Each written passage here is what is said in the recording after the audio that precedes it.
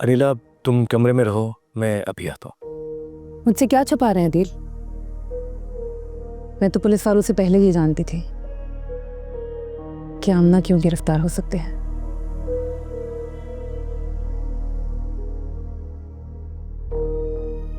क्या मतलब? याद है मैंने आपसे कहा था कि जब दूसरी वीडियो दिखाऊंगी तो आपके पैरों तले जमीन निकल जाएगी।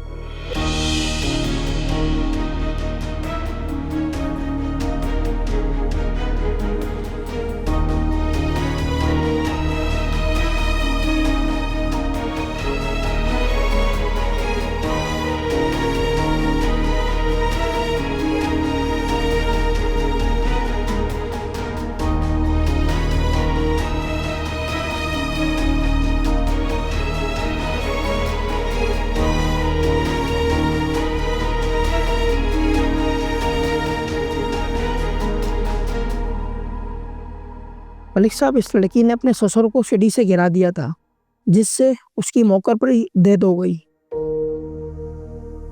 और मुझे खसूसी तौर पर एसएचओ साहब ने आपके पास भेजा है, आपसे जाके मिल लें। अगर आप चाहें तो इस मामले को दबा सकते हैं। नहीं नहीं, थैंक यू। एसएचओ साहब से मेरा शुक्रिया कहना, इसकी जरूरत नहीं पड़ेगी। वैसे ये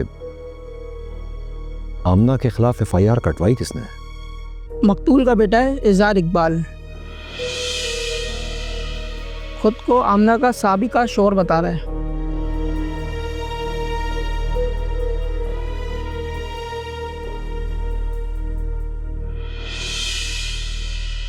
बहुत अफसोस है दिल आप पर। आपको लगता है कि मैं अपनी बहन के खिलाफ पुलिस में जाऊंगी? अरे जिसका मर्डर हुआ है उसका बेटा भी तो है, आपकी लाडली आमना का साबका शौहर। इजहार की बहन भी तो है, रूबी इकबाल, जिसकी हिमायत में मुझसे इतना उलझते रहते हैं। कभी पता भी तो किया होता कि वो हमारे घर पे इस तरह आके क्यों बैठ गई है। किसी ने एक बार भी इजहार से कांटेक्ट करके ये जानने की कोशिश की है कि वो क्यों इस तरह आकर हमारे घर में बैठ गई है? क्यों आमना अपना घर छोड़कर आई है? क्यों पीछे से तलाक आ गई है उसके लिए? अरे कोई तो बड़ी बात हुई होगी ना। मैं सिर्फ इस वक्त का इंतजार कर रही थी अदिल।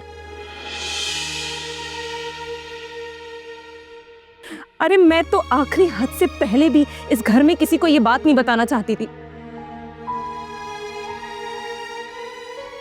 और आप कह रहे कि मैंने पुलिस में रिपोर्ट की?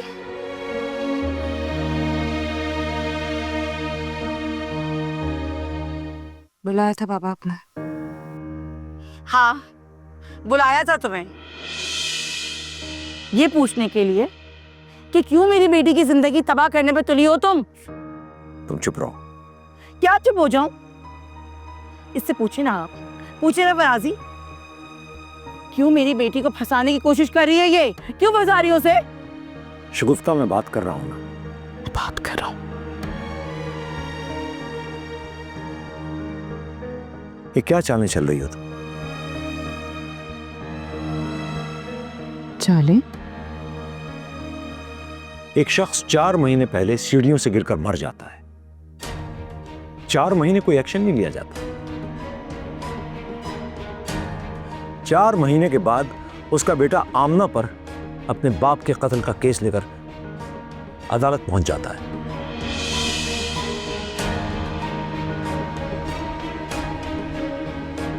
तुम्हें यह मानना पड़ेगा कि तुम इजहार के साथ राब्ते में थी।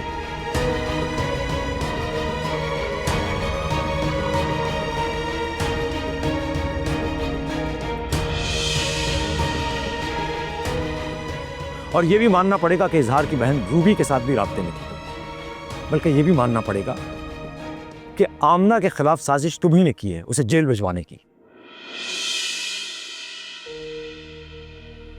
क्योंकि तुम्हें यह शक है कि आमना आदिल पर डोरे डाल रही थी। पापा, आप तो इल्जाम भी ऐसे लगाते हैं जैसे कोई फैसला सुना रहे हो। मुझे अपनी जज्बाती बातों में उलझाने की कोशिश मत करो। जो पूछ रहा हूं उसका जवाब दो। आप मुझसे पूछ ही कहा रहे हैं पापा? आप तो मुझ पे इल्जाम लगा रहे हैं कि मैंने ही सारे गुनाह किए हैं, मैं फसादी हूं, मैंने जुल्म किया है, मैं ही काफिर हूं।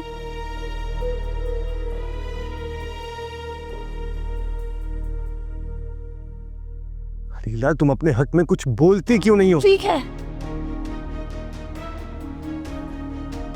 मुझे लगता है वक्त आ गया है कि मैं कुछ अपने हक में बोलूं।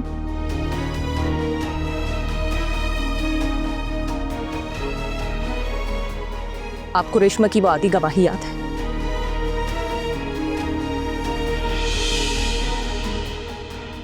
अगर बाकी की 1.5 गवाही भी मैं लाकर आपकी हुजूर, आपकी अदालत में पेश कर दूं, तब आप मेरी सच्चाई मानेंगे या उसको भी मेरी साजिश का कोई हिस्सा बनाकर मेरे मुंह पे मार देंगे?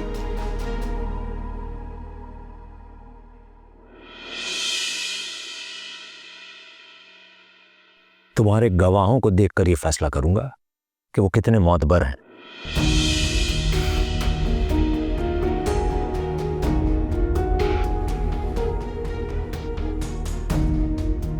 इस शहर के ही नहीं, इस मुल्क के मोतबर तरीन लोगों में से है मेरे गवाह।